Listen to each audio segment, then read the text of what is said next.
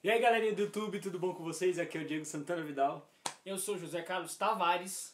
Muito bem-vindos mais uma vez. Estamos aqui hoje para fazer um quadro diferente. Como eu disse, o canal vai ser bem diversificado, vai ter muitas coisas diferentes. Obrigado pelo convite. Muito obrigado por estar aqui. Pra falar a verdade, isso não é uma tag, é mais um quadro inventado mesmo. Personalidades. E hoje eu quero saber qual vai ser a opinião do Zé quanto a essas personalidades. Eu também vou dar minha opinião quanto a elas. Mas eu também quero que vocês deem a opinião de vocês quanto a elas. Algumas dessas personalidades que eu trouxe são bem polêmicas, outras nem tanto, mas ainda assim conto com a participação de vocês. Deem um like, se inscrevam no canal e deem suas sugestões para os próximos vídeos. Vamos lá? Demorou. Bom, esse daqui todo mundo conhece. Ele é líder de uma igreja muito conhecida, dono de um canal de televisão, que é a Record TV. Grande Edir Macedo. Edir Macedo. Nem precisava falar, tá ligado? Bom, o que você acha do Edir Macedo? Como empresário, como pastor, como pessoa, como tudo. O que eu acho no geral. No geral. Eu acho que como pastor não acho muita coisa boa não, mas como empresário é bom, como pessoa não sei, como dono da Record ele deve fazer um bom trabalho, mas como pastor, eu posso frisar nisso, não vejo muitos pontos positivos, porque eu não sei se ele é cristão, se ele é judeu, eu não sei. Como pastor eu não sei. Como empresário talvez ele vá até bem. Ele vai até bem como empresário. Mesma opinião quanto a dele, não posso falar da pessoa dele porque eu não conheço pessoalmente. Embora esteja lançando o filme dele, né? Não vou fazer propaganda, né? Mas tô sabendo que vai ter um filme dele, né? Então a gente vai saber um pouco mais da história dele ali. Agora, como pastor, sinceramente eu não sigo a linha da Universal, então não vai bater de frente assim com Desculpa a minha opinião, se tiver alguém seguindo o canal, que seja da igreja dele, minha opinião como pastor, ele deixa um pouco a desejar. Sim. Vamos para um que é polêmico também. Temos que admitir que ele é um bom influenciador, atualmente muito influenciador também nas redes sociais. É pastor de uma igreja pentecostal, fundou a Vitória em Cristo, que é a Assembleia de Deus, lá do Rio de Janeiro. Reverendo pastor. Também tem muita influência política. Então, mas não é político. Mas não é político, mas é um grande influenciador. Magnífico. Silas Malafaia! O que eu acho sobre ele? Eu acho que ele é um pouco... É minha opinião, gente. Por favor, não me levem a mal. Mas eu acho que ele deveria maneirar um pouco. Assim, é um pastor, mas eu vejo que o lugar de pastor é para pastorear. Eu acho que eu tenho essa visão conservadora em relação ao cargo de pastor. Eu acho que pastor pastoreia. E não é encaixado na área de politicagem. Eu acho que se um cristão quer ser político, ele tem que deixar a sua credencial de pastor e ser político. Mas ser político pastor é complicado. Mas peraí, então a gente vai ter que entrar em outro assunto. Então você acha que ele é membro de igreja, ele é pastor da igreja. Pastor da igreja. Mas então ao mesmo tempo que você fala isso, é como que você estivesse falando que a igreja não deveria influenciar nas questões políticas. Mas ele não é político, ele só... Mas ele influencia. Mas ele pode dar a opinião dele. Mas ele influencia. Eu acredito que não. Bom, apoiar fica meio feio de falar, né? Mas eu admiro muito o Silas Malafaia como pastor, inclusive eu acho que primeira divergência do vídeo. Dramatize isso. Como pastor, ele deveria, do meu ponto de vista, ele é um exemplo.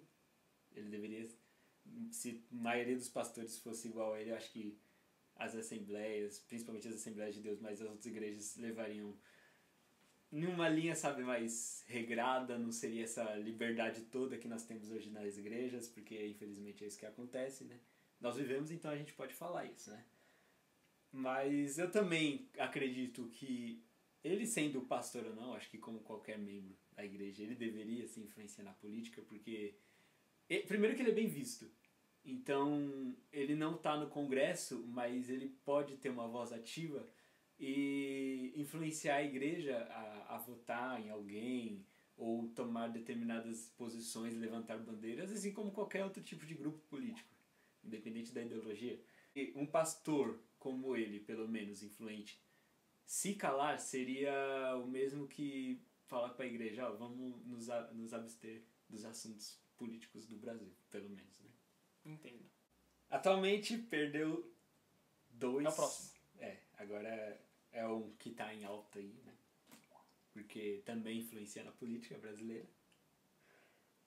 Atualmente perdeu 2 vezes, 2 julgamentos, né?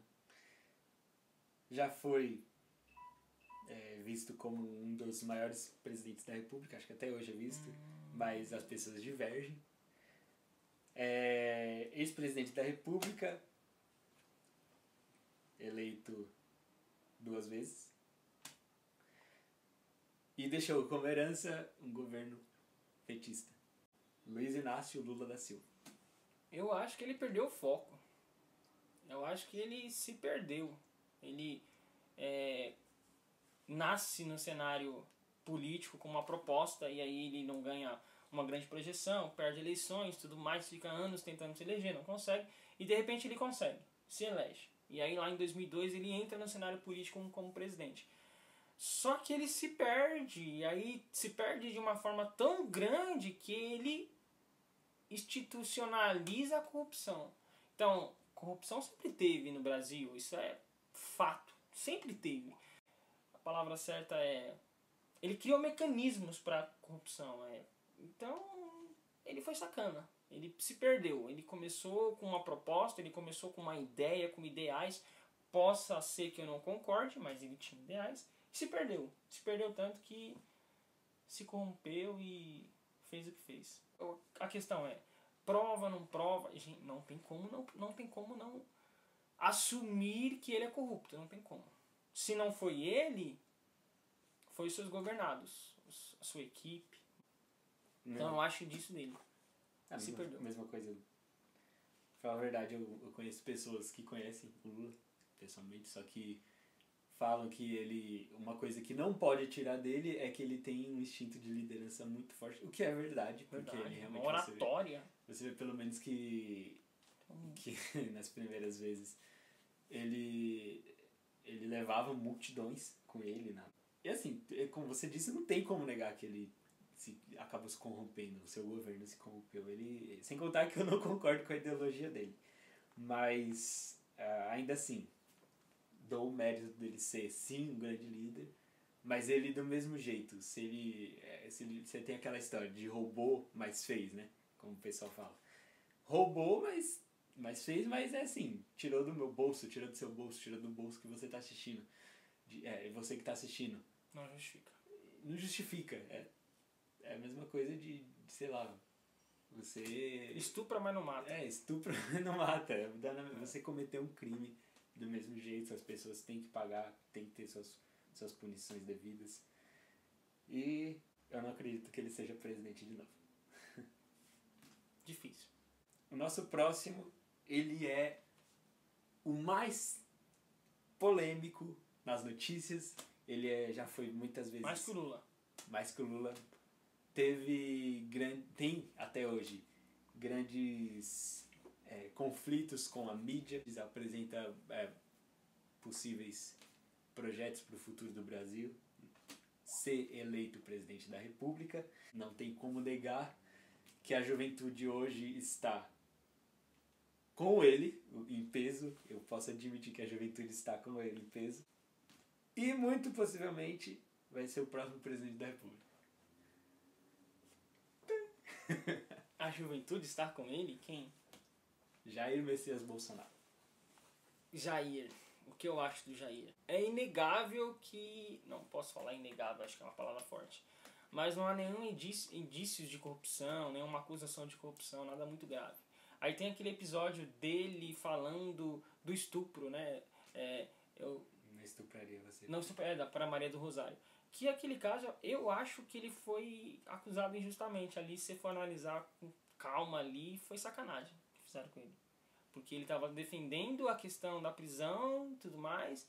Enfim, resumindo, naquele caso eu tô com ele. Mas em relação a votar nele ou estar com os projetos dele como presidente, tem um pé atrás. Por quê? Porque eu não consigo apoiar nada do que é radical.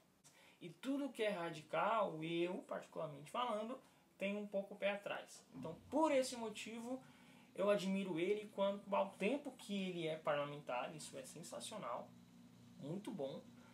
Uma coisa interessante também é que ele é líder nas redes sociais dos parlamentares. Ele é um líder, né? É o cara que é mais comentado nas redes sociais, é o cara que é mais seguido nas redes sociais. Então, um outro aspecto muito interessante dele, uma qualidade boa. Concordo com o Zé, que ele tem esses méritos todos. Eu, particularmente,